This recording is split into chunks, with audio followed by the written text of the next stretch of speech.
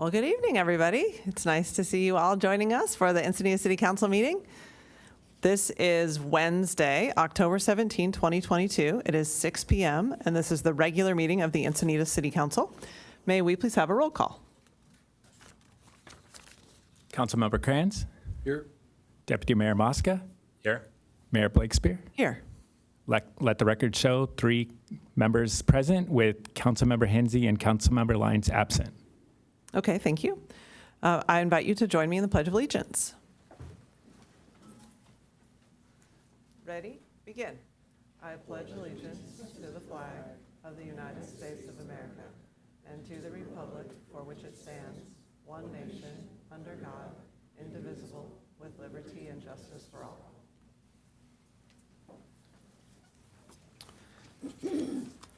So we have no special presentations or proclamations today, so we will go to oral communications. How many do we have? Mayor, we have 10 speakers tonight. Okay, let's go ahead and call on them. I will call you up 3 at a time, and you have 3 minutes.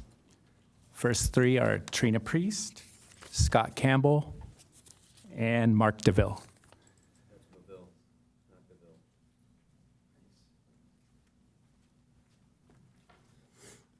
Good evening, Mayor Blakespear and City Council members.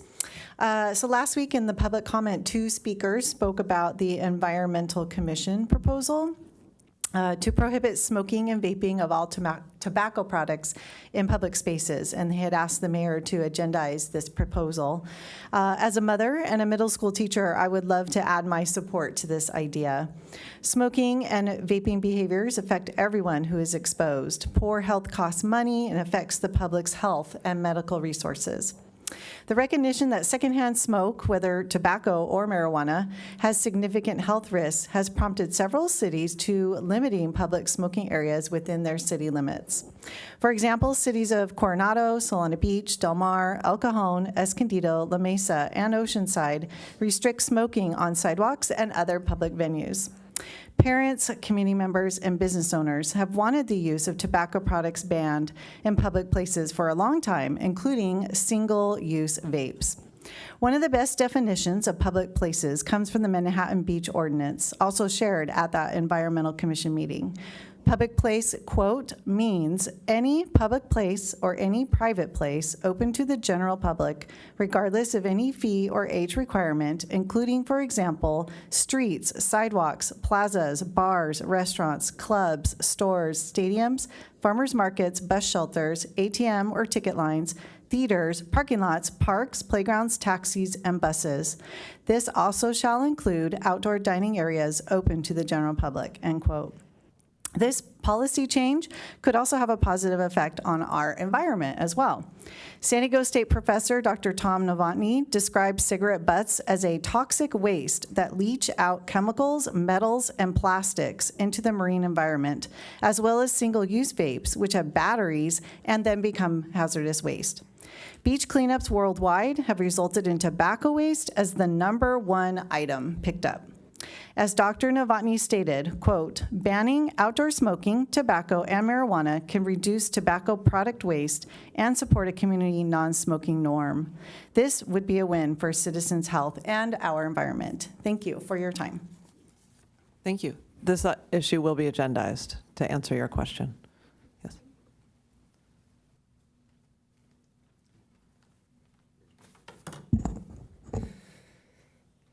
Okay, good evening, Council.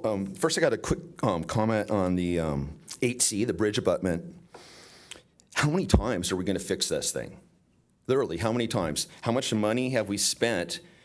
That money could have been spent on a railroad crossing, I bet.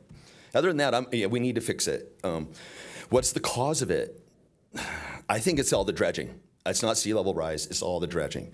Anyways, we have a little show tonight, and we're going to talk about some actual, oh my gosh. Maybe I have the wrong show on there. Can you, next slide, please? Oh, no. Oh, no. Okay, well, you can just turn that off. We don't need to talk about that. Wait, it's up now. No, that's the wrong show. That's from last week. Anyways, we're going to talk about plans that have been made from 2010 up to the present time. Some people up on the dais have been in these plans since 2010. I'm just going to focus on one aspect of it as a roundabout at La Costa Avenue. Going back to 2010, it was the only roundabout planned. And we can go through the history. There's actually a website that has a great details. It talks about the EIRs and the amendments and the CCC and how the city actually said to the CCC suggestions. And here we are. We have no roundabout. We have a decreased traffic flow. We've actually reduced access for pedestrians, bicycles, and cars at the corridor now due to the new development. And what I'd really like to ask the council is, how did we get put in this position? If you go through the documents, it was all go, go, go, La Costa roundabout. And then all of a sudden in 2018, when we had a new mayor come in, all of a sudden it got put in the back burner. And all of a sudden there was clauses in the documents that say, well, if there's a hotel, maybe we'll put in an intersection instead of signals. How did the council get bamboozled? How did you let yourselves get snookered by the developers? Was it lack of attention to detail, as I mentioned last week? Was it just plain old incompetence? I don't know. There's other things, but I'm not, those are way too controversial. Anyways, this is just one result, and my slideshow would have been really good. It's my fault that I had the wrong one. But I think the point has been made that the council has made bad decisions for 12 years, people. We need some change. Thank you very much.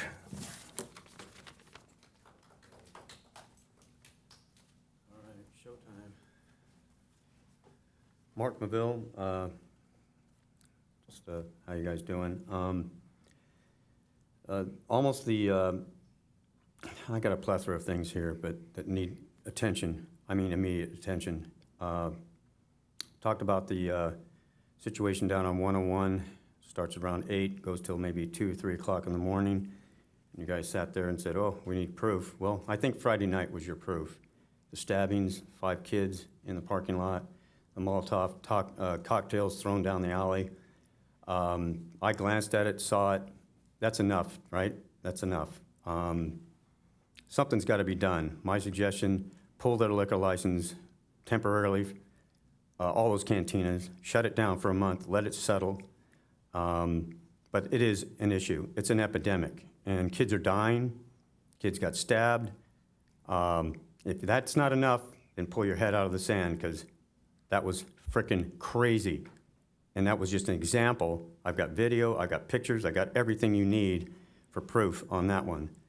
And my daughter doesn't want to come into this town at this point. I wouldn't have her come in here. The homeless thing and snatching of purses and bikes and all kinds of stuff. I've experienced that firsthand. It's got to be stopped. The Sea Bluff thing, that's a back burner compared to the lives that are getting sacrificed out here. Underage drinking, 12-year-olds throwing up in trash cans, and in the La Paloma lobby area, homeless sitting there sleeping, vomit everywhere. We can't even get ready for the light church services on Sunday until that's all cleaned up. So if that isn't evidentiary enough, holy crap. I mean, and this streetscape thing down here, come on, compression cracks are gonna come up within first 3 to 5 years. And then by 10 years, you're gonna have to redo the whole damn thing because they didn't put down enough rebar. You have no drainage. You could drain it, core it, put it in a vat that will hold the gray water and repurpose that water for the landscaping. You can paint it or whatever you want, but you gotta do that. Keep it away from the ocean, of course, but repurpose the water. Also on behalf of the La Paloma, $8,000 to $13,000 a month, and the guy suffered through the COVID situation. Come on, I mean, maybe 8, but not 13. It's a one-screen movie theater that's dilapidated. You put in resources into it to get it improved, dress it up a little bit. I know Light Church is gonna get behind it. I'll get behind it. I love Alan down there. He's a great guy. 10%, that's 35%, or maybe 40 that has jumped. As far as, that's about it on the La Paloma thing, I think a recall or some kind of impeachment, they're not paying attention to what's going on here. Okay, the 3 minutes is up. I could go on, but you guys got to be paying attention to the things that matter, prioritize correctly, not the Sea Bluff, the situation that's going on that's out of control down there. Thank you, sir. Thank you. We have our sheriff's captain here, so after the public comments, we'll ask him to address some of the comments. Okay, let's go. Next three speakers, Vicky Campbell, followed by Brian Blair and Robert Weir. Hello, City Council. Thank you for having me today. My name is Vicky. Scott and I bought our first house here 27 years ago. Today, I'm asking you to help the homeowners of Encinitas. I will focus on fire, safety, elimination of overhead electrical poles, and traffic. If I have time, I'll address other issues. In March 2020, our home insurance carrier designated our home in Leucadia as a fire zone. With this change, our home will no longer be fully insured in case of a fire. This highly problematic designation affects public safety throughout the region. I would like the city to work on reducing the fire threat, which has a lot of cost and safety consequences. Our home is also currently on a septic system. It's high on a hill with the leach field draining down. We all know what happens when things drain down, what drains down. Several years ago, City Ventures built a development right below my home, and that's where it's going to drain. All those homes had septic system, and they grandfathered in other homes in our neighborhood, but somehow we're still high and dry. There's many large unsightly electrical lines in Leucadia. When I first moved here, I thought it was a view blocker. Now I've realized that it has a lot more problems. The mature trees go down and cause a fire problem in a fire zone. I would like to have the electrical lines brought down. There's also a lot of problems with Davy coming to my home, and they're bringing their heavy, big cranes into my own driveway, right on top of our septic system, which is already a cost to me. And it's an annoyance, but also the trees that they have cut included a pine tree that was this big around. It was a specimen tree. They cut the top off of it. Well, when you cut a top off of a mature pine tree, it does not thrive. It changes the growth patterns and makes it vulnerable. Later on, that tree died. It was a cost to me to remove it after it dropped a 30-foot long branch. So I think that the trees are just as valuable as the people, and that we should really prioritize downing these electrical lines. My other points are traffic. I know there's a lot of bottlenecks. There's things like the Starbucks at Leucadia. There's a double yellow line. There's cars blocking the whole road. They're going to the freeway off-ramp sometime. There's a lot of accidents there. And what I'm trying to get after is that when you make a decision, it sticks for a long time. So please be cautious when you make these decisions that affect us. Thank you. Thank you.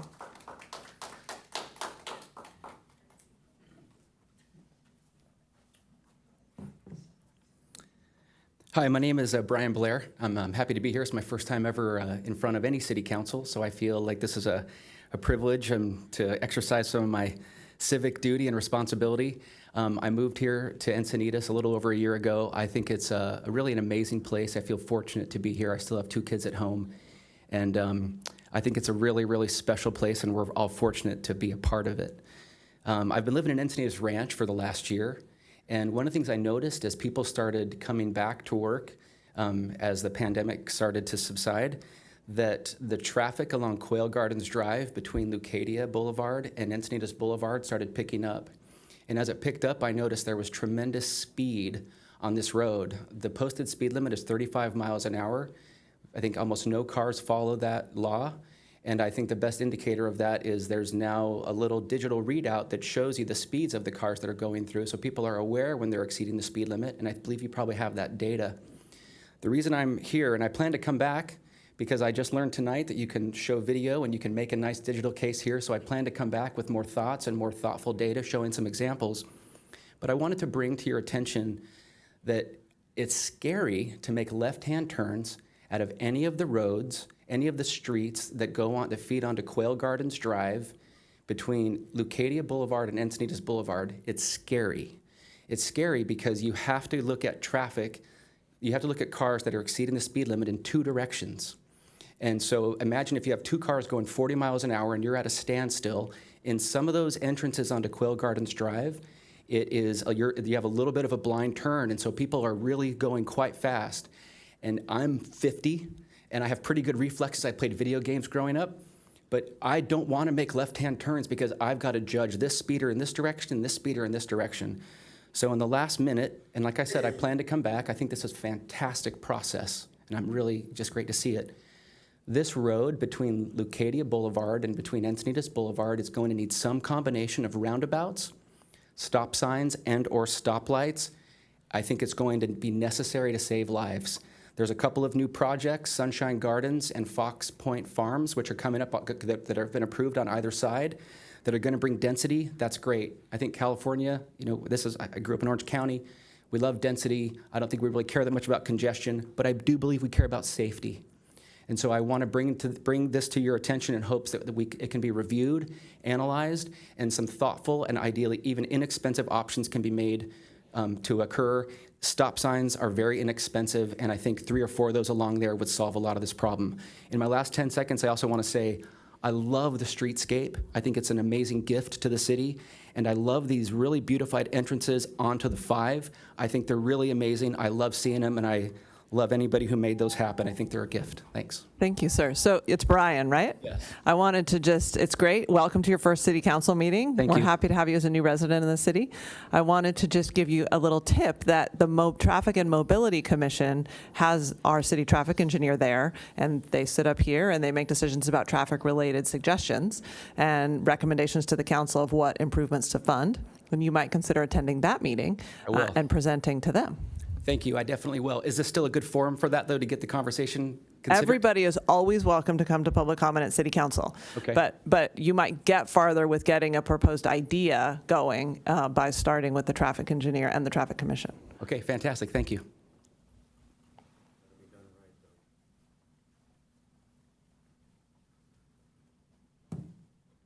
Hi, how's it going? I'm Robert Weir, also my first city council meeting, and I just wanted to pop by tonight because I bought a lot in the Leucadia area behind behind Wiedner's Gardens about 16 months ago, and about a month after that I had a set of plans developed to build a house for myself and my family. It's a simple 2,500 square foot single level residence, and I submitted plans for the coastal development permit probably a month after I bought the lot. So it's been about 14 months since I submitted that, and I do not have a CDP, I do not have a grading plan, I do not have a building permit. I don't have permits for any of these things. I've worked with several different city planners. I think that I've been assigned 3 planners as well as a couple engineers. And it's just been a really challenging thing for me and my family because we've had plans. Obviously, the economy shifted quite a bit in the time since I bought the house. And, last week or for the past several weeks, I've been going to the city and speaking to either the engineering department or the planning department personally to try to suss out exactly what was going on with them. And the planner would say, talk to the engineer talk to the planner. I eventually had to get the 2 of them to communicate with one another so that they could resolve the issue that actually fell in the engineer's hands when he was telling me that it was on the planner. So I know that there's probably no easy answers that you guys can give me and that you've been having challenges because this is a common trend amongst everybody that I've spoken with who's trying to build a house here. But I guess, if I could ask questions, I would say, what is reasonable to expect from a city in terms of processing a set of permits? Just for a simple house that's, 100 yards on the east side of the freeway. It's not a mega mansion or anything like that. It's very simple. That's really it. I just wanted to come and kind of make a note of that. I wanted my voice to be heard because it's been really challenging to get anyone's ear. Well, welcome, Mr. Weir, to your first meeting as Yeah, well. thank you. I'm so sorry to hear that you're having these problems, and Yeah. it's something that we really strive not to have that experience be what our residents are going through. I want to recommend that that you can get the name and phone number of that planning director so that you could give him a call about this. I don't know if you've already spoken with him. His name's Roy Sapow.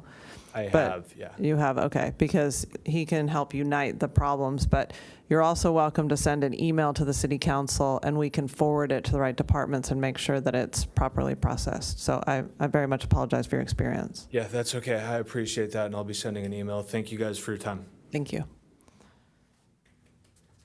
Final four speakers, Katie Papaniak, Natalie Satoon, Teresa with no last name, and Rachel Graves. Mr. Weir, I'd like to say that Roy Sapow is back there in purple, and so he just heard the comments, and I encourage you to talk to him right now since it's topical. Thank you.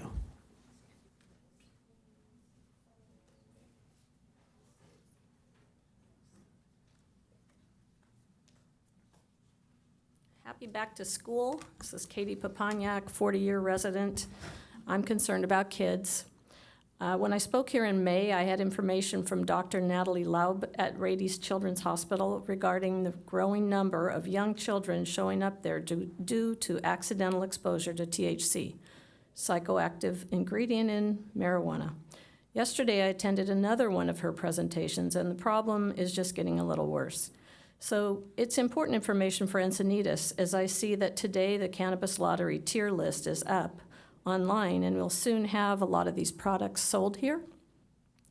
This study the current study was 180 young children at Rady's. There are 30 more kind of in the docket. The majority of these children were exposed in their own homes from marijuana edibles belonging to one of their parents. One of the marijuana edibles consumed by the children, fruity candies, were responsible for 73% of the cases. And for the rest of you, that's what I showed, is just a chart showing the different products. These products are packaged to look like regular gummy bears and candy bars, as we know, and they're easy to open since child-resistant packaging is not required. Of the children brought to Rady's emergency department, 58% were admitted for care, 10% taken to the PICU, the pediatric intensive care unit, where Dr. Laub said that the toddlers were in danger of dying. Symptoms included altered mental state, irregular heart rate, slowed breathing, lethargy, seizures, and dizziness. And she did kind of jokingly say a couple of them just acted kind of crazy, you know, kind of, they weren't in physical harm. It's vital that parents be aware of the danger posed by having unsecured marijuana edibles in their home. California is not doing a good job of this, and consumers are not receiving the necessary warnings that the products are being sold in unsafe packaging. I would love Encinitas to be the first in California to require child-proof packaging on these things when we have our shops opening. Thank you.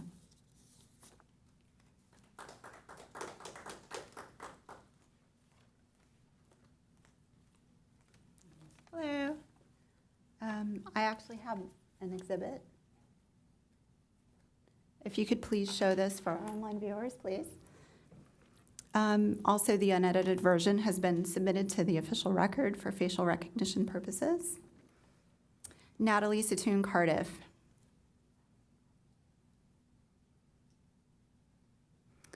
Meet one of our unhoused neighbors. As you can see, he's masturbating in broad daylight at the Grandview stairs.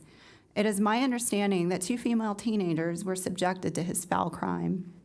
I've spoken to this council countless times since last June concerning the copious number of vagrants and van lifers attracted to programs not just supported but also funded by this council. Since last June, I implored each of you to vote against the homeless motel vouchers.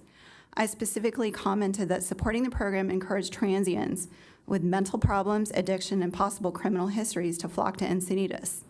My comment was a timely 9 days prior to the vagrant brandishing a ghost gun on our deputies, resulting in their lives being endangered. Your unanimous votes in favor of such quarter after quarter directly resulted in Encinitas becoming a magnet to transients and criminals. Some of the recent homeless crimes we have dealt with are vagrants in Encinitas Community Park with propane tanks where our kids play, joy. Violent attacks at Swami's, joy. Fires on Neptune, Kelly. Cottonwood Creek Needles and RV campers, Kelly. The out-of-compliance Megan's Law transient rapist at Moonlight, Kelly. The Grandview masturbator, Tony. Multiple indecent exposures, whipping out penises at female residents, walking their dogs in Village Park, Joe. May I have your attention, please, Joe? And Catherine, you're the ringleader of this. Hurts no one. Do you remember your famous last words? Public safety for Encinitas residents should be your primary obligation. However, your soft on crime agenda and exploratory projects have far outweighed resident safety and quality of life. All 5 of you prioritize the welfare of non-local, non-contributing individuals over the very people you're seeking votes from. How can any of you hold your head high enough to ask for our vote? Thank you.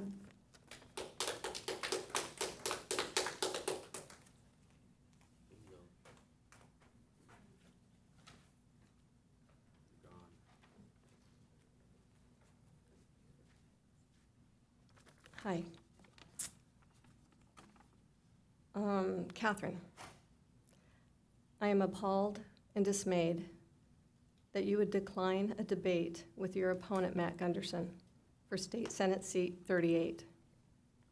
Matt is clearly willing to put all of the issues out front and center, and you are hiding behind something as important as Roe versus Wade.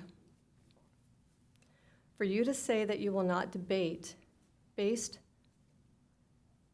on one important issue that has already been addressed numerous times, that being that Matt is pro-choice. The abortion issue should be a part of a debate, not a qualifier to accept a debate. The public needs to know where you stand on all of the issues. Debates force you to answer questions that you don't want to answer. By declining, you're showing your fear of transparency. Are you afraid to debate about the cost of living or crime? How about the homeless or housing? We are looking at over 1 million people represented by one of 2 people for the next 4 years. And we, the people, have a right to hear both of your positions. Political campaigns are all about debate and candidate forums. They are the best way for voters to see how candidates think on their feet and respond honestly and quickly. It is very telling when a candidate refuses to share their views at a public forum, which begs the question so many of us hope you will respond to. Which is more important, maintaining your small lead in the polls or demonstrating in a public setting to those you hope to represent the reason they should vote for you? Thank you.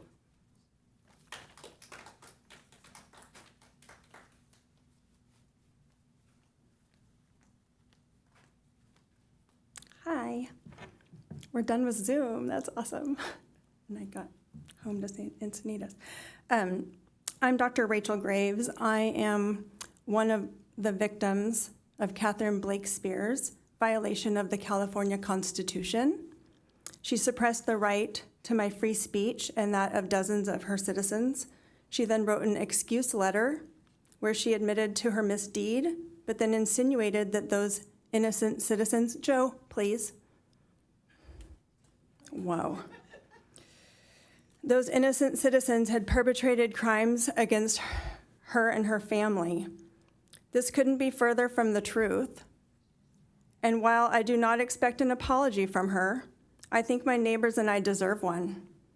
True leadership means admitting when you are wrong and owning up to your failures. I am not seeing a true leader in our mayor.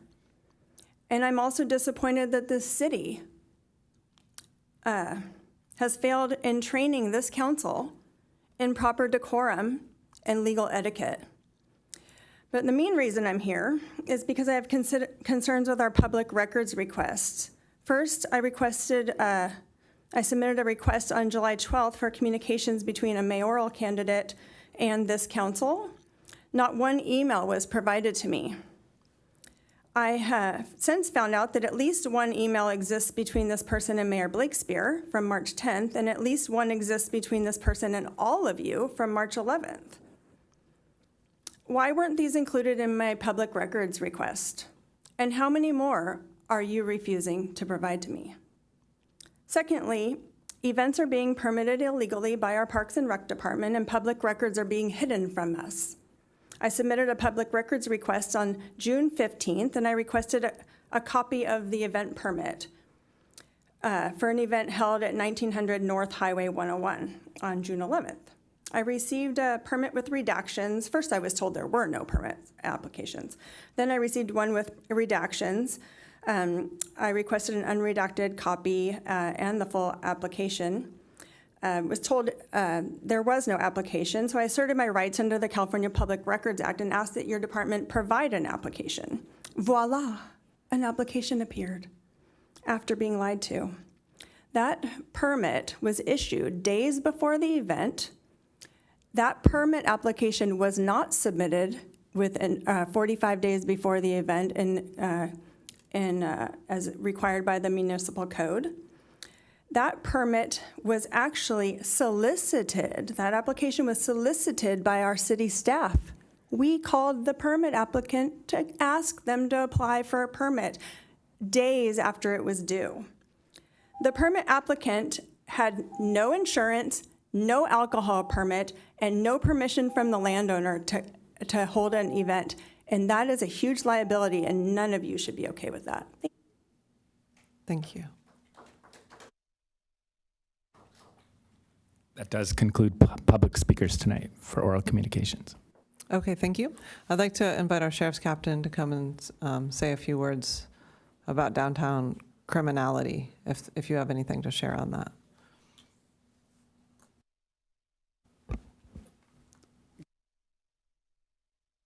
Oh, I'm not sure if your microphone's on. There we go. Good evening, council and members of the public. As far as the downtown area, we have been putting an inordinate amount of resources downtown to curb any violence or any vagrancy downtown. Our numbers right now over the last 3 months have dropped significantly. As a matter of fact, I have the numbers in front of me right now. To date, and I'm talking from January to July of this year, compared to January, July of last year, our crimes of violence are down and our crimes against property are down.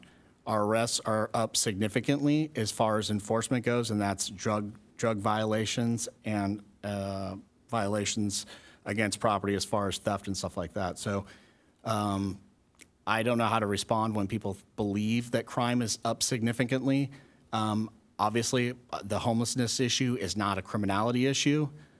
So I can't comment on that, but I will say, just looking at our numbers and the FBI index, that crime is down right now. Can I ask a question about the video that we saw? That appeared to be lewd conduct that was being... That is correct, sir. We do have an identification on that individual. There is a criminal investigation going, and there's probably a pending arrest as soon as that investigation's done, but we already have identified that individual. So the victims did contact the Sheriff's Department? We don't need that right there, that particular crime, we don't need a victim to basically prosecute that crime. Thank you. Okay, thank you, Sheriff's Captain. We appreciate that. Okay, so thank you for public comments today. We will move on with the rest of our agenda now. So do we have, we did not have closed session, right, City Attorney? We have nothing to report? Okay, and do we have any changes to the posted agenda? There are no changes to the posted agenda. Okay. We have item 8A through 8C on our consent calendar, and I would entertain a motion. So moved. Second. Okay, thank you. We have a motion and a second on our consent calendar, so let's go ahead and vote. Councilmember Kranz, Yes. Deputy Mayor Mosca, Yes. Mayor Blakespear. Yes. The record will show the motion carries 3-0 with Councilmember Hensy and Councilmember Lyons absent. Okay, thank you. Well, this is a short, an unusually short agenda. We frequently have agenda items, and we do not have any action items tonight. So we will move on to any council member reports pursuant to AB 1234. Do you have anything? This is not pursuant to AB 1234, but I will report that my granddaughter started kindergarten at Paul-Eckie Central School on yesterday, and the amount of people that were using the undercrossing to get to school was, my wife did send pictures, she was there. It's very, it's great to see. So we got the ribbon cut, in time for school to start, and it's going to make all the difference in the world. Yeah, I agree. I just want to also call out city staff and say thank you for just an amazing event at El Portal on Sunday. It exceeded my expectation. There were well over a couple hundred people there to celebrate, and it's something to celebrate. We definitely need to accelerate the pace in which we deploy at grade crossings, but this one was a very special one. Hopefully, we will be able to have more than one every 10 years, because I think we absolutely need it in the northern portion of that corridor. But it was a beautiful one, and it was really a great moment to celebrate, and I thank city staff for all they did to not only bring that project to fruition, but also to celebrate in style on Sunday. Thank you. Yes, and I'll just echo those same sentiments, that we have all these needs we talk about all the time, and when we do something great that's transformational for our community and reunites the east and west side of our city across the railroad corridor where people have been divided, it's just worth pausing and recognizing that this is great work, and we're so it matters, and it helps our residents and visitors, and I'm thrilled to hear that your granddaughter's using it, Councilmember Kranz. So congratulations to the whole city that was involved in this, and all the community members who advocated, and the city council for allocating the money for it. It ended up costing the city about, I think it was $6 million plus a state grant. So that's us prioritizing mobility in our budgeting process, and it's a recognition of that priority, this project. So congratulations to everybody associated with that. And I also just want to recognize our Assembly Member Tasha Berner Horvath. This was very personally important to her, and she became verklempt speaking about it, and she also drew together a lot of the Paul-Eckie Central community for the event, which was great. So it was overall really positive. So any other AB 1234 reports or other reports? City manager report. City attorney report. No city report. Okay. City clerk report. Just a reminder, there are still 3 vacancies that close tomorrow at 5 p.m., one on the Commission for the Arts, one on the Senior Commission, and one on the Mobility and Safety Commission Leucadia representative. And additionally, the candidate filing period for the November 8th general election has ended as of 5 p.m. today. City Clerk Hollywood is updating this information currently on the municipal election page on the city's website. I'm wondering if we should reach out to that gentleman that was here tonight about Quail Gardens. I think that may actually be the Leucadia representative. He could be the Leucadia representative. So maybe, I don't know if he's gonna, it sounds like he was very interested in mobility. Is he here? Oh, that's you. Yeah, that's I him. think you're within the Leucadia area. Is it not? Encinitas Ranch is not part of the Leucadia part. So what are they part of? It's Union, and then it cuts back over, and So he's part That's of New Kelly's. Encinitas? he's part of New Encinitas. So he's part of New Encinitas. Sorry, you're part of the New Encinitas district. It's like some of these old lines that we used to have. So some of the commissions are still based on the 5 original communities, and I always think of Encinitas Ranch where you're at as part of the Leucadia district, but I guess you're right on that lawn where you're part of the New Encinitas district. So the Senior Commission and the Arts Commission are both at large, so you can live anywhere in the city for those 2 positions. But for the Traffic and Mobility Commission, you have to live in that Leucadia district. And it closes tomorrow, 5 p.m. So we encourage everybody who wants to be involved in a commission to consider applying. Okay, well with that, we are officially adjourned.